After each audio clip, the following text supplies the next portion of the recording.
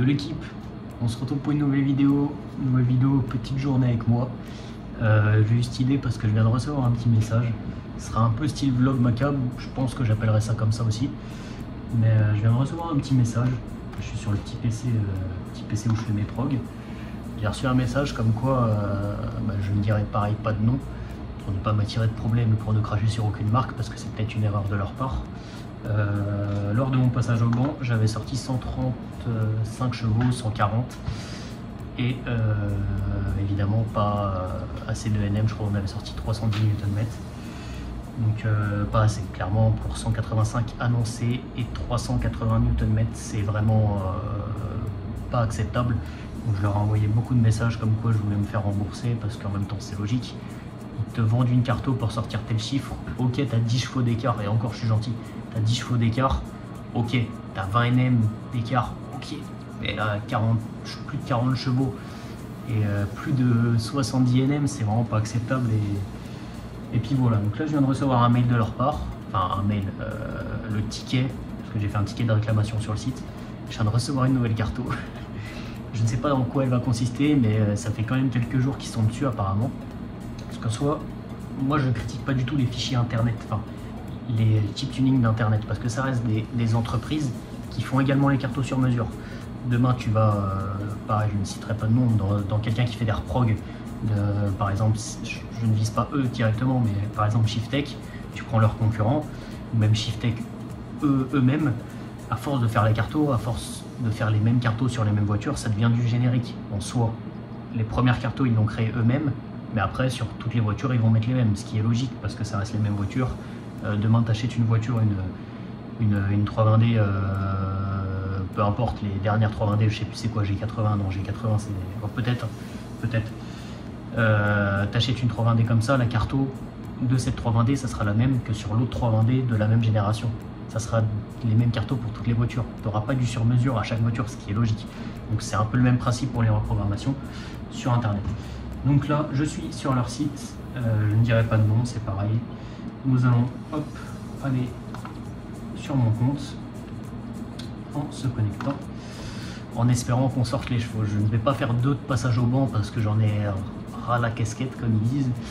De faire des passages au banc, de perdre de l'argent. Bon, je fais du contenu sur YouTube, mais je perds de l'argent parce que à l'heure d'aujourd'hui je ne suis pas rémunéré, même si j'ai réussi quand même à faire 2-3 partenariats, dont un autre partenariat qui arrive qui va être très sympathique également, qui est en rapport avec les reprogrammations. Mais bon, ça reste quand même un peu chiant, même si ça fait du contenu, c'est rigolo, etc. Donc la conversation a commencé. Je vous refais un petit récap histoire que la vidéo ne dure pas 10 minutes. Je pense qu'on va faire une vidéo assez longue parce que ça fait longtemps. Là je sors des vidéos courtes, ça plaît aux gens, mais les vidéos longues ça me plaît à réaliser parce qu'il y a moins de montage, etc. Et personnellement j'aime bien les faire. Donc j'avais commencé à leur expliquer comme quoi j'avais acheté un fichier chez eux en stage 2 pour une 318D 122. On avait sorti 140 chevaux pour les 185 annoncés et également au niveau du couple qui ne correspondait pas. Il m'avait demandé un graphique, enfin une fiche de banc avec la carto d'origine et une fiche de banc avec la carto reprogrammée. C'est donc ce que j'ai fait.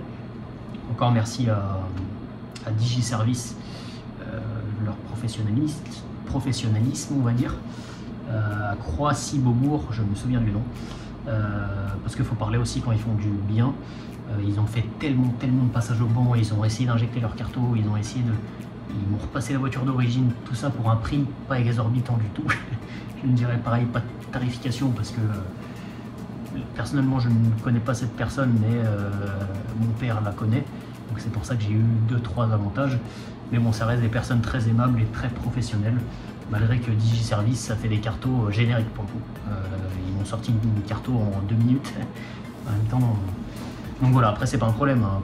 Pour monsieur tout le monde qui veut reprog sa C3 1 litre 4 HDI pour moins consommer, une carto générique ça change rien. Aucun intérêt de faire une carto sur mesure pop and bang sur un litre 4 HDI, enfin pop and bang, hardcut par exemple, ou popcorn. Donc il m'a demandé le graphique original comme je vous ai dit, et le graphique avec la cartographie. Je leur ai envoyé, ils m'ont fait tourner quand même beaucoup en rond, parce que ça date quand même, hein. Je leur ai envoyé le message le 12 Nous sommes le 26. Donc voilà, entre temps il m'avait envoyé un autre fichier. Le fichier sortait les mêmes chevaux. Que fait-on, nanana, et pareil, ils me redemandent un graphique alors que je leur envoie le graphique. Je leur envoie par mail. Ils m'envoient une adresse mail de leur, je pense, leur programmateur. Et je pense que cette cartographie sera potentiellement la bonne. Il y a eu d'autres messages entre temps, et là je reçois un fichier aujourd'hui justement, je me dis pourquoi pas je vais faire cette vidéo, avec un fichier qui s'appelle mode. On va le télécharger, hop, télécharger, et qu'avons-nous dans ce petit fichier? Parce que forcément il m'envoie new avec un fichier qui s'appelle mode. On va ouvrir le fichier WinRAR, hop, mode, c'est un fichier bin, je crois que c'est un fichier bin, on va essayer de le mettre sur le bureau, mais forcément ça peut être que ça, hop, c'est ça, c'est bien un fichier, enfin c'est une cartographie. Donc en espérant que cette cartographie sorte les chevaux, ou au moins 160 chevaux, 170, je demande pas plus, parce qu'aujourd'hui il faut savoir que je suis allé au Nord avec une voiture de 130 chevaux, je pensais en avoir 180, et j'ai quand même halté malgré tout. C'est vrai que je sentais qu'il manquait de la puissance, mais je ne savais pas combien je sortais. Mais faire en dessous de 10 minutes pour la première fois que je vais aux normes avec cette voiture, franchement j'étais super content. Donc avec les projets que j'ai dans ma tête, à sortir tant de chevaux, prépa châssis, etc., ça va être une arme de guerre cette pièce. Ça va être une arme de guerre, ça va être un des premiers M47, parce que même M57, on n'a pas beaucoup sur piste. Parce que ça reste des voitures, en général, que les gens font pour le drag, etc., etc. Parce que ça reste des voitures qui fument. Une voiture qui fume sur piste, c'est normal que ça soit refusé parce que ça reste dangereux.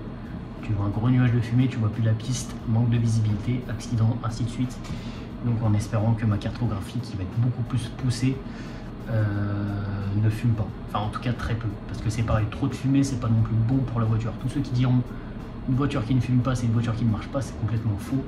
Aujourd'hui un diesel qui fume beaucoup trop, comme les TDI par exemple, je prends un exemple parce que ces gens-là veulent de la fumée.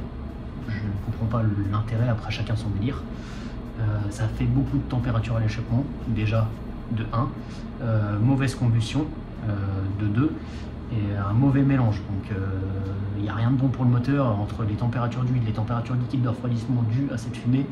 Ça n'a pas forcément d'intérêt, à part si tu veux faire du gros run et que tu as juste besoin de tout déchirer quoi, sur une petite période, mais se servir d'un délit qui fume comme un chalutier. Déjà la marée chaussée elle va t'arrêter tous les 5 minutes, ta voiture elle va finir en fourrière, tu vas pleurer de malade et ça n'a pas d'intérêt. Enfin, chacun son délire, je respecte. Et puis voilà, on va mettre la cartographie dans la voiture et puis let's go. Bon, on parle pas chinois, on fait ça tout de suite, on va la mettre en fast. On va identifier les culs. Hop, hop, nickel. On va write the program, man.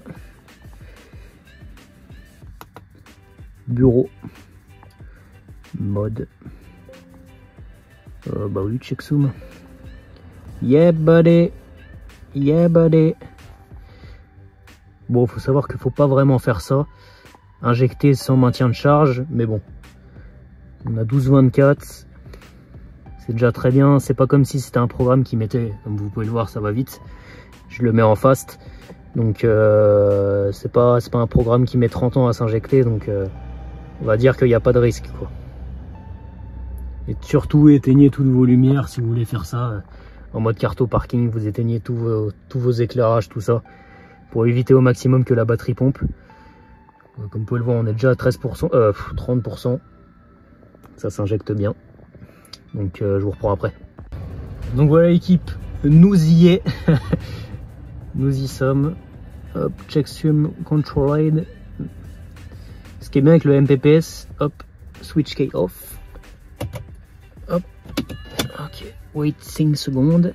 Ce qui est bien avec le MPPS, en fait, c'est que le checksum sur en tout cas sur 3.18D, il se fait tout seul.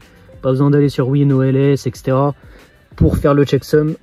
Hop, même si je pourrais, mais bon, c'est toujours relou parce que oui, j'ai bien WinOLS, sauf que ce n'est pas moi qui fais mes cartos. Donc voilà, programming completed. Donc voilà, hop, programme écrit.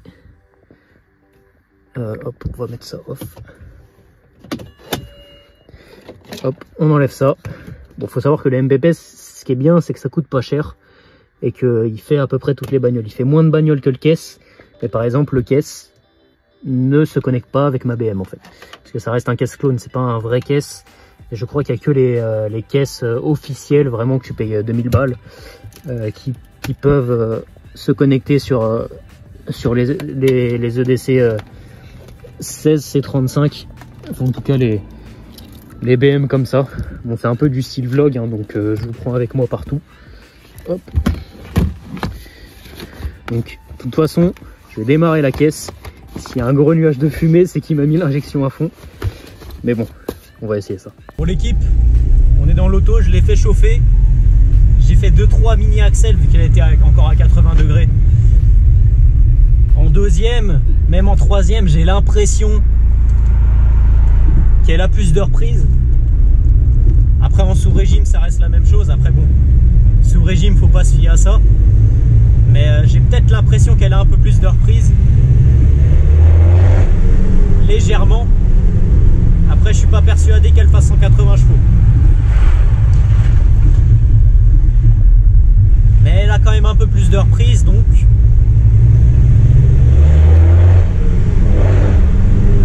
je sais pas. On va essayer ça sur la route que je connais. Là, elle pousse quand même un peu plus, donc franchement, déjà, j'arrive pas à me dire que cette voiture fait 130 chevaux. J'ai peut-être l'impression de le voir quand je suis vraiment sur Autobahn à 180, 190, et quand je commence à voir qu'elle s'essouffle un peu, ce qui est logique.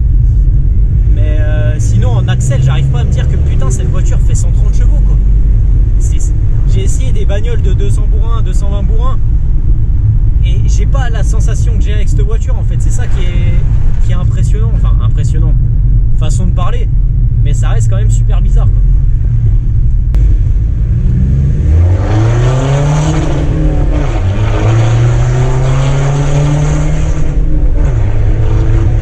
Ok, bon, on est vite arrivé à 30 km/h, mais putain,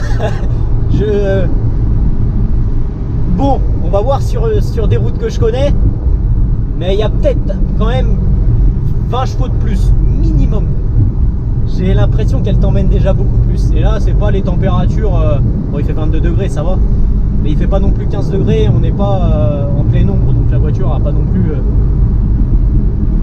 toute sa tête, quoi. Enfin, c'est façon de parler. Là, 2000.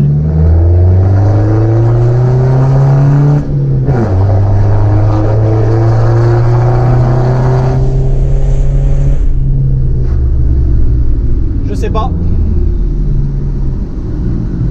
Dans tous les cas, je resterai pas chez eux, ça c'est sûr.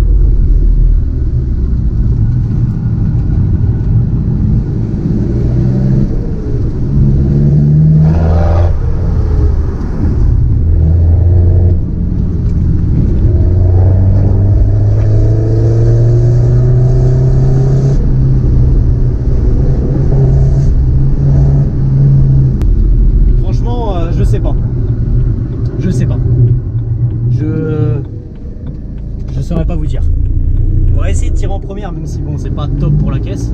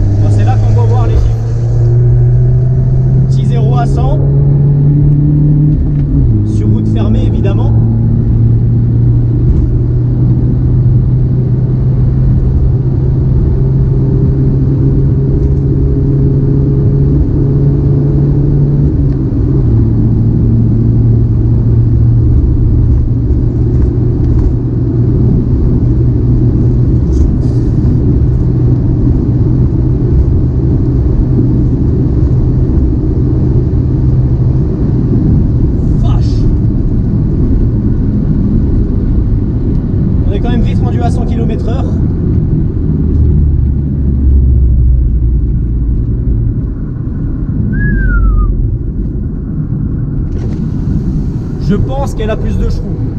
Le 0 à 100 était quand même plus rapide que celui d'avant, j'ai pas chronométré. Et j'ai peut-être l'impression qu'elle tire un peu plus.